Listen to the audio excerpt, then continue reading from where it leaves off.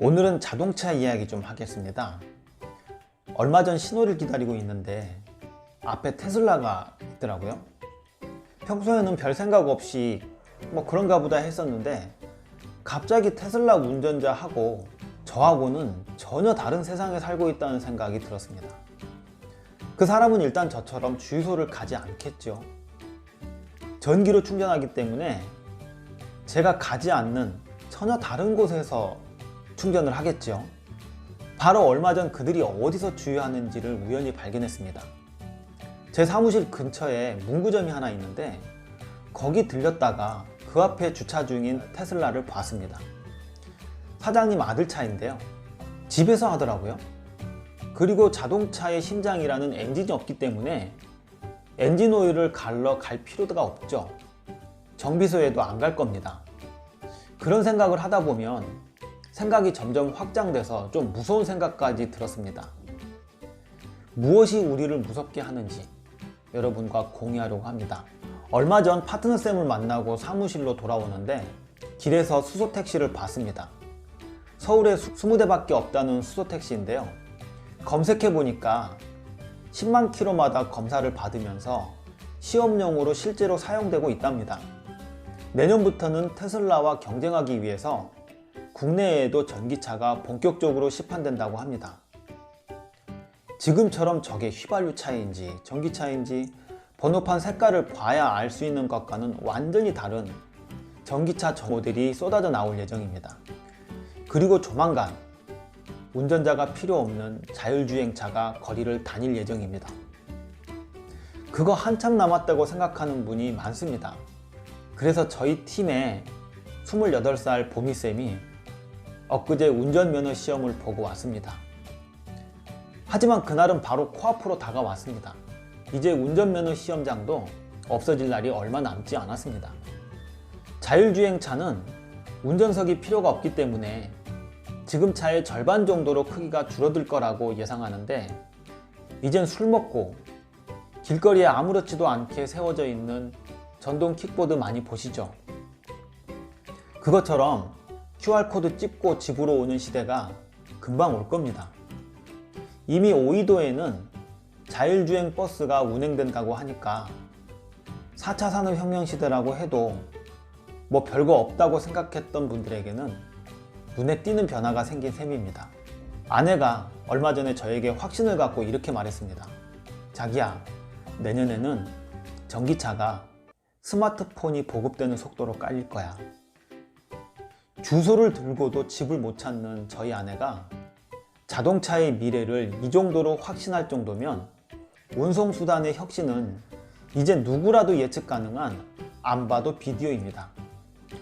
아참, 안 봐도 비디오라는 말을 초등학생들은 모른다면서요? 비디오를 본 적이 없으니까요. 비디오가 뭔지 아세요? 저는 잘 모르겠습니다. 자, 그렇다면 우리 주변의 삶이 어떻게 바뀔까요? 여기서 상상력을 발휘해서 생각해 보겠습니다. 우리도 이 기회에 상상력 연습을 해보시죠. 가장 쉽게 생각나는 주유소와 정비소는 그럼 어떻게 될 것인가만 보겠습니다. 먼저 자동차 정비소는 급격하게 문을 닫을 겁니다. 전기차는 부품도 200개밖에 안 되고요. 엔진도 없기 때문에 엔진 오일이나 수리의 필요성이 거의 없습니다. 일단 고장날 일이 없다는 거죠. 때문에 정비할 일이 없습니다. 지금 자동차 정비소는 하루빨리 깊은 고민을 하지 않으면 망하는 것은 불보듯 뻔할 겁니다. 두 번째는 기름을 넣지 않으니까 주유소의 숫자도 급감할 것으로 보입니다. 그렇다고 정비소나 주유소가 아예 없어질 것은 아니지만 어떻게 변할지는 알 것 같습니다. 주유소와 정비소는 합쳐져야 될 것이고요. 주유소에서 기름만 넣는 게 아니고 전기차도 충전하고 타이어도 갈아 끼우고 택배도 보내고 아마 여러가지 복합 문화공간으로 변신해야 될 겁니다. 지금까지 자동차의 운행을 주도했던 주유소와 정비소가 비주류로 빠지면서 겪게 되는 변화입니다. 이미 그 방향으로 변신하고 있는 주유소를 몇 개 본 적이 있습니다. 이것은 제가 특별히 해안이 있어서 그런 건 아니고요. 누구나 쉽게 예측할 수 있는 시나리오입니다. 그만큼 자동차는 빠르게 발전하고 있습니다. 이러한 일들은 기술의 발전 때문으로 코로나와는 전혀 상관없이 발전하는 것들입니다. 어떻게 하면 손 하나 까딱 안 하고 원하는 것을 얻을 수 있을까? 이걸 고민하는 소비자의 니즈를 파악하고 발빠르게 변화를 시도하는 기업의 이야기입니다. 우리만 빼놓고 발전하는 모든 것들은 변화를 시도하고 있습니다. 실패도 하고 성공도 하면서 이것들이 엎치락 뒤치락 하면서 끝내는 만들어내고 있죠. 이제 아무 주인도 없는 달을 차지하겠다고 나서는 세상입니다. 자, 그럼 우리 이야기를 한번 해봅시다. 네트워크 마케터인 우리들에게 이 이야기를 왜 할까요? 변화와 혁신이 확실히 눈에 보이는 분야인 자동차를 보고 있으면 네트워크 마케팅 사업의 변화와 혁신도 보이지 않을까? 그런 생각 때문입니다. 지금은 자동차뿐만 아니라 어떤 분야든 조금만 생각해 봐도 앞으로 어떻게 변할 것인지 예측이 가능한 시대에 살고 있습니다. 그만큼 우리의 세상이 빠르고 획기적으로 변해가고 있다는 겁니다. 그리고 여기서 우리가 인정할 수밖에 없는 사실이 하나 있습니다. 자동차 업계와 네트워크 마케팅 업계의 부끄러운 차이는 자동차 업계는 스스로 변화하고 있지만 우린 변화당한 것이라는 겁니다. 변화하지 못하면 변화당한다. 어디서 많이 들어본 말이죠. 우리가 수없이 떠들었던 말입니다.